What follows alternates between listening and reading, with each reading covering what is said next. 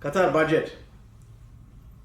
Qatar's general state budget, if you look at the expenditure versus revenue, is very interesting. The revenue is 196 billion and the expenditure 204 billion, so nearly 8.3 billion. Total revenue estimated for 2022, 196 billion. Budget expenditure estimated around 204.3 billion.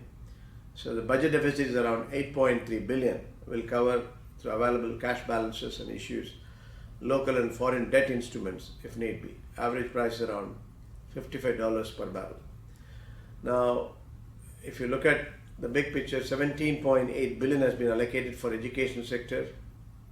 That is 8.7% of the total expenditure.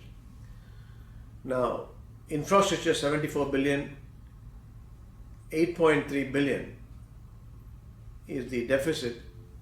If you look at the allocation of health, 20 billion, that is almost 10%, 9.8% has been allocated. Healthcare and education has been the major thrust, complements.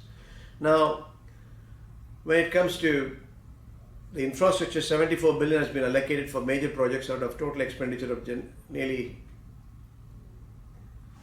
2022. You have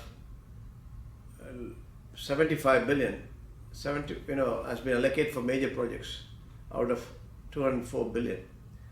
Education and healthcare has been the thrust, as education sector allocations are estimated around 17.8 billion.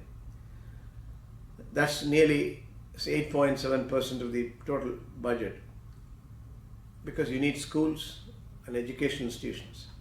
Now, when it comes to the healthcare, 20 billion, still COVID is coming in multiple mutants now. Omicron now, Delta is over. It's still some residues are there. So it's all, we have to live with it. But healthcare precautionary planning is important. Proactively, the governments have to set up the infrastructure for healthcare to make sure business disruptions are bare minimum.